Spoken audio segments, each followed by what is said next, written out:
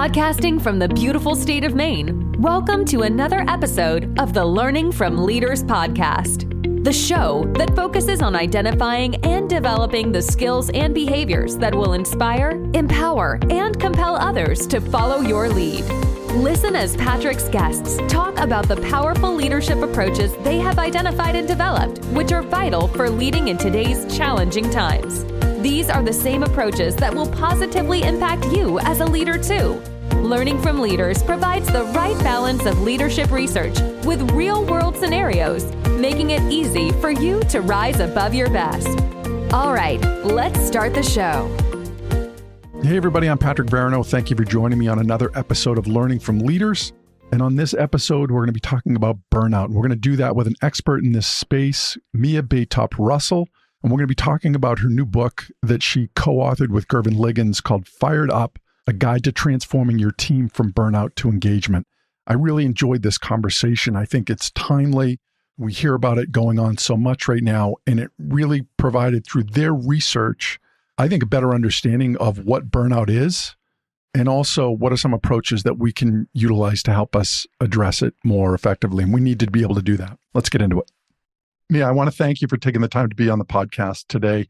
The topic of your book, Fired Up, is so relevant right now. And I know that as I was reading through your book, as I got to the end, it talked about this wasn't a book that you started because of the pandemic. It started before then, but I think is much more relevant going into the environment that we're in now. And I was wondering if we could just start from there. As you've had an opportunity to see this book in public, what's been the reception to it? So I'll take this two ways, right? I'll talk to you about how we conceptualize the idea of Fired Up, but also what the reception has been. So in terms of when Gervin and I started thinking about burnout in a meaningful way, probably in the mid-2010s. But in 2017, that's when we really started talking about burnout. And what we realized was much of the research on burnout and much of the burnout is a social construct as much as it is an academic one. And in many ways, we use stress and burnout as a badge of honor, right? Oh, we're so busy, that's how we talk about life. But a lot of the research and just mass media that's been published about burnout seem to say that burnout was an individual's responsibility. And we thought that if burnout is actually something that begins at work or is fostered at work, how could it truly be just the employee's fault, or how could it sit solely at their feet? So we started to wonder about some of those organizational levers that leaders, organizations, perhaps policies and practices could mitigate. And so that's how we got here, because that's not what we saw a lot on the shelves or read about. And of course, during the pandemic, things were crystallized. We know that blurred lines helps to increase burnout, and we had a big blot. It was hard to separate work and home when we were at home. So certainly many people have said this is the right time. And it's unfortunate it's the right time, but we're happy that we were given the opportunity. We had the opportunity to put it out during the pandemic. Yeah. You bring up a great point in regards to this blurring of work versus home. And one of the things that I found interesting going through this period, one of the clients that I was working with said it felt like Groundhog Day for them. That they basically would show up at work, and this was a hospital, grind it out, go home. They didn't have any outlets because you couldn't go meet people after work for a drink or go to a game or a play or anything else, alleviate that level of stress as an outlet. And then all you did was you wake up in the morning, you started all over again. And to me, that really struck with me in terms of this idea of not having any normalcy to what we're doing, and two things being combined, really. And on top of that, if I'm a parent, I'm now also potentially a substitute teacher and all of these other things wrapped into, and I've got to do my job too from here. Yes and yes. We think about a snowball effect. It just became this massive monster. But when we think about burnout, it's progressive, right? It's growing. And I love this idea of Groundhog Day, right? I heard that a lot during the pandemic. It just literally I remember feeling like I had cabin fever. I got out one day and I was like, oh my gosh, I'm free. I was just walking down the street. I felt free. Can't make any more bread. Yeah. But as we were talking about before we started recording, there were some good things that came out of it. Now we are all reevaluating, many of us are reevaluating our relationship with work and how we want to work, with whom we want to work, what types of things we want to work on and toward. In many ways, I think this is a healthy exercise. One theme that I recognized throughout the book was around trust. I was wondering if you could talk about that in terms of the importance of that as we try and effectively address burnout. Sure. We trust, right? There is tons of research that shows that trust is a foundational element of relationships. And I'd argue that work is full of relationship. This is a people business. We are having this relationship changes between organizations and people.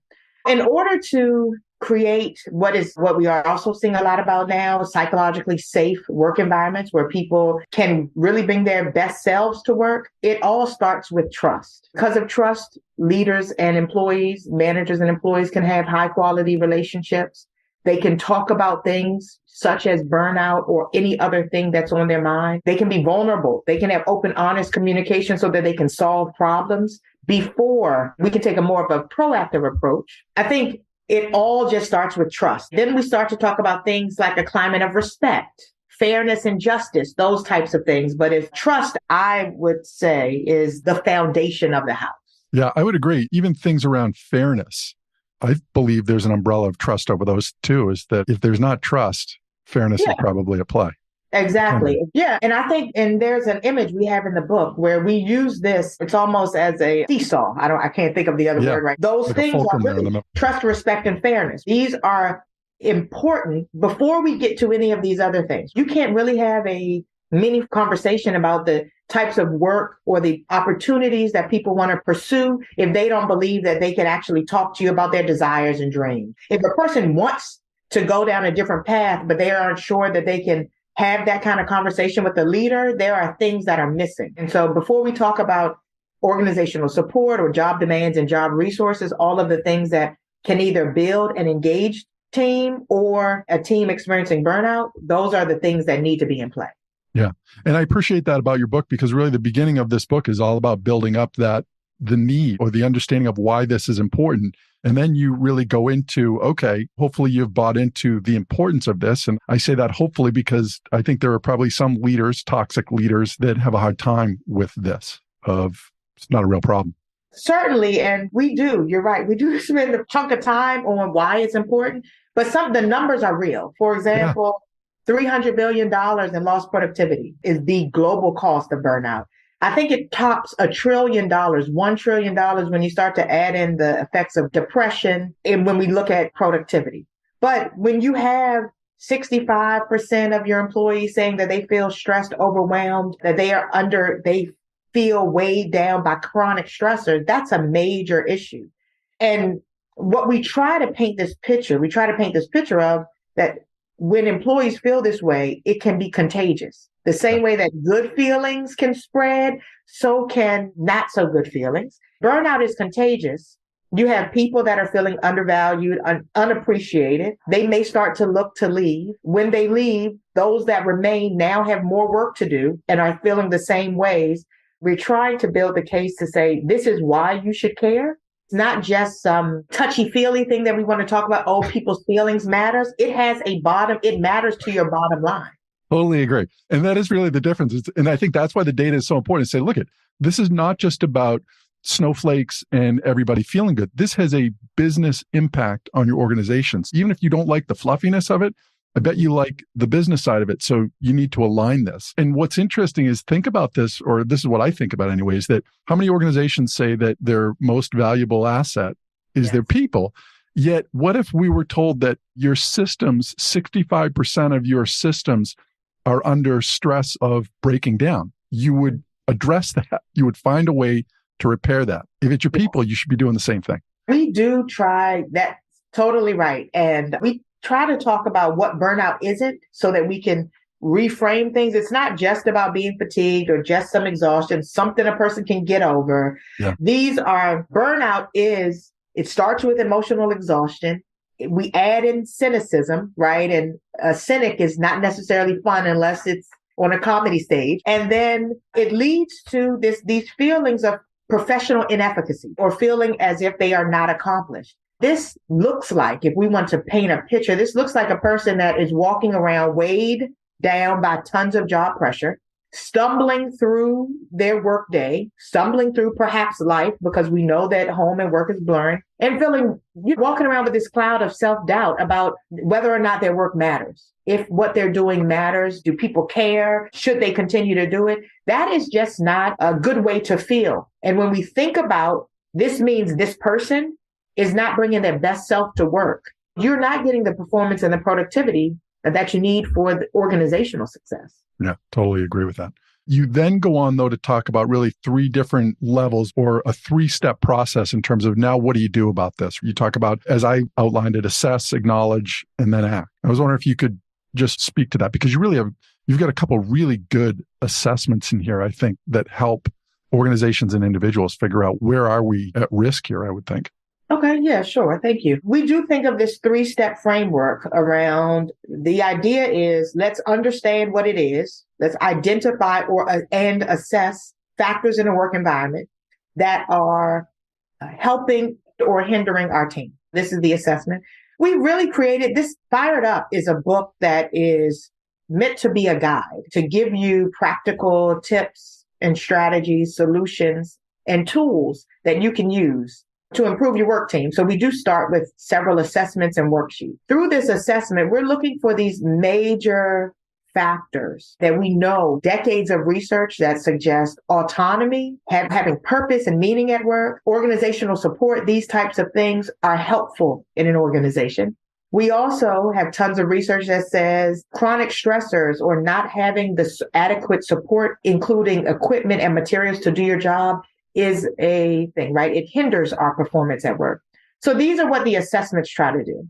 Step 2 is acknowledging kind of the realities. If we think about the pandemic, there are so many things that we have no control over, but let's focus on those factors that might need fine tuning, or I like to think about the levers that you can pull and that you can adjust. That does fall within your span of, while you may not, some things may be outside of your span of control, it is also good to acknowledge where they fall, because we never know how things change. That's one thing that is constant. Things are changing. Have a new supporter in your office, on your team, that might be able to help push the ball down the field on another area. And then finally, we end with ACT. And this is about building an action plan. We offer strategies, some suggestions that, of course, is not a panacea, right? But they can work. They've been proven to work in many types of organizations. Kind of the benefit of this is that many of these suggestions and solutions or strategies are that burnout is ubiquitous. It is prevalent in every country, field, role, discipline. It doesn't really matter. It might also mean that we can borrow strategies from other fields, countries that have worked to try it out here in your team. This is how that framework comes together. And we do this using drawing from a socio-ecological model, where we know that it's not just one layer of the organization or one layer of this, it's a multi-layered effect. So we need to look at the person, what's happening on a personal level, what's happening with the job, but also organizationally, what's happening. That's how we put this framework together to create the assess, acknowledge, and act. Yeah. And I noticed that when you talk about that, really, there were 5 steps within the assessment, right? Where you talk about consider the organization, consider the job or role that somebody has, consider the person, consider the team. And then the last one, I really consider yourself. I think that's part of that self-awareness. Where do I fit in this? Would seem to me can be the most difficult thing for people in terms of self-awareness. Yeah, when we think about the assessment, definitely self-awareness for the leader or the manager is important, especially when you need to suspend judgment in some ways, because you think you know what is happening, but you don't really know how other people are understanding and interpreting some of the factors in the work environment. But we think it's helpful to consider the things that are working well. We want to keep doing those. There are many things that organizations are doing well, but we want to also identify the things that aren't working so well, or what we call hindrances, because if we take a proactive approach, we can avoid, right, or burnout, or at least perhaps we might be able to do some level of pivot so that we can go take a different course of action. But it's also important to think about warning signs. It may not be an issue today. Is there something brewing that I should keep my eye on? Again, this idea of being proactive is so much easier. I could use tons of analogies, but it's so much easier to stop something or change course before we get to the end, to the finish line. I have two thoughts. I want to come to that, especially a conversation that we had before we started the recording here around burnout risk management as being a thing going forward to be able to help address this. The other thing that I've been thinking about in regards to assessments, and something that I often experience when I'm working with organizations that have done either a Press-Ganey or a Gallup or around engagement, and we talk about psychological safety, is how do you help navigate organizations where there isn't a lot of trust, and are you really getting accurate assessments on what's going on? How do you read into that? One of the best ways is to have a third party help you with that. If we can eliminate this fear of retribution for being honest and transparent, I think that's critical. And of course, trust takes time, but we can start today. The good thing is, just like leadership styles and leadership skills, trust can be built. It doesn't matter what you did yesterday. You can start today to improve your relationships with everyone on your team. But I would say the first thing that comes to mind is trying to find a way to have these assessments administered by a third party so people can feel that it isn't getting back to their manager. They know my IP address, and I got to watch how I answer this, which I think is a real concern for many people that are in organizations. So the last part of this book is interesting because, and before we get to the risk management part, is I think there are a lot of leaders or managers that they themselves potentially are burnt out. Yes, we heard that a lot. I'm trying to do the best I can, but it's really hard to try to inspire and encourage others when I feel the same way. We all are bringing our baggage to work, but I really can't bring mine. And this book, certainly in the same way that I started what spurred our work here, Gerben and I just decided that we didn't want to create another book that offered a bunch of self-care strategies. Those exist. We didn't want to talk about prioritizing yourself because that exists. But we just felt like we would be being tone deaf if we didn't talk a little bit about it. And then so we offer lots of other resources because there are tons of good resources and books on the topic, TED Talks, all kinds of resources. We do offer self-care strategies. We talk about how to make self-care kind of fun, right? Nobody likes a mandatory fun event. So how can you take advantage of who your team's strengths, who's on your team, what they care about, what they want to do, and it create, foster that ideal, positive, thriving environment. But it all starts with each of us taking care of ourselves so we can show up to work as our best selves. One of the things that kind of got added at the end was this bingo game. I saw that. And we've had some fun with this, even doing it with various groups. What we do is we ask people to share some of their own self-care strategies. So in a big group with some team or department in an organization, we ask them, we want you to think about what are the things that you do, jot them down. Now we want you to go around and introduce yourself to other people in the room and listen to their ideas. And I want you to fill in your bingo card, pick up some new ideas, try something different.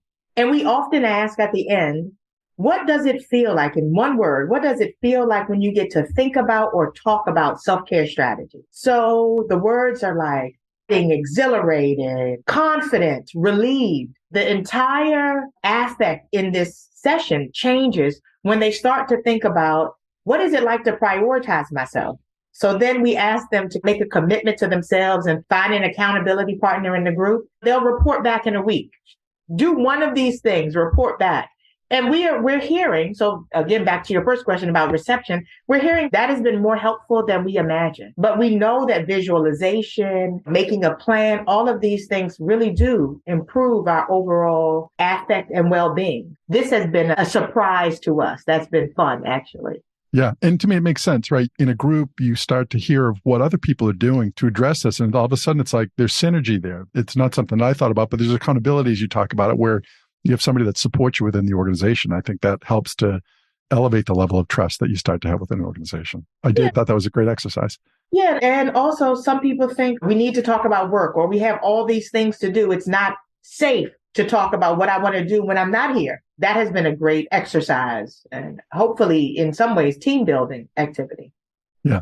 So as we're wrapping up here, the last thing that we had talked about before was this idea that you mentioned around where is this going? And you talked about this burnout risk management. I was wondering if you could talk about that and where you think that's going or why you think that will be here for a while. Yeah, I think when we think about the real cost of burnout and its associated challenges, right? When we add depression and anxiety and we see that the loss of productivity tops $1 trillion globally. We know that we have to take a proactive approach. Every organization prioritizes risk management in one way, shape, or form. As you mentioned, right, when we think about that, our employees, our team, our human capital is our most important asset. How can we take a proactive approach with them? We framed out this idea of being a burnout risk manager. And what does it look like if you harness your team's motivation? What does it look like if you create a culture of self-care? What does it look like if you regularly assess workplace factors that have the propensity to hinder engagement or outcomes? And how might this be something that you teach your team to do? What if everyone had this idea that they wanted to protect and take care of one another? And if they see something, say something. We know this, but at work, it could be the same thing. We just think that there is going to be an increased need to take a more proactive approach to caring for employees. And this is an approach that one could take, right? This is something that you could employ. It's not a heavy lift to check in with people. It's not a heavy lift to encourage people to take their time off. It's not a heavy lift. Yeah. You know what? It's interesting. As you were saying the process, I think of it in some ways, it's what we've done with a virus in terms of mitigating the damage that it can cause, whether it's through vaccines or safer habits that we have to make sure that we protect ourselves from getting it. This is really a different type of virus in some regards, but interesting. We have the ability to do that. It spreads like it. That's Mia, thank you so much for taking the time to talk about your book. I really appreciate this. I think there's so much in here. There's so much research too that backs up why this is relevant and important. As we sort of part, what's the best way if people want to get a hold of you, how should they do that? Our website is thinkfiredup.com. Hopefully you can put that in your show notes. I will. Yeah, that'll go in there. The book will be in there as well. Okay, great. And also I'm on LinkedIn, Mia Baytop Russell, Baytop. And I'd love to connect with any of your listeners. I have appreciated this opportunity, Patrick. And you're doing great work. I'm happy that you were able to feature our work here too. Thank you. You're doing great work as well. And I'm looking forward to other people being able to listen to this and take some of these skills and apply them into their own organizations. So thanks. Thank you. Thank you so much for taking the time to listen to my podcast. If you found the guests and topics on my show and my perspectives on the show to be valuable to your own personal growth or to the growth of your team, I would love the opportunity to have a discussion with you on how the models, the approaches, and the book that I've published, The Leadership Bridge, How to Engage Your Employees and Drive Organizational Excellence, can help you and your organization as well. If you're interested, you can reach out to me at patrick@emeryleadershipgroup.com, and that's EMERY, leadershipgroup.com. And let's explore how my unique models and approaches can help you and your team or your organization to rise above your best. Thanks so much for listening to this episode of the Learning from Leaders podcast. If you've enjoyed the show, please feel free to rate, review, and subscribe on your preferred podcast listening platform. We really appreciate that effort. Until next time, keep rising above your best as a leader.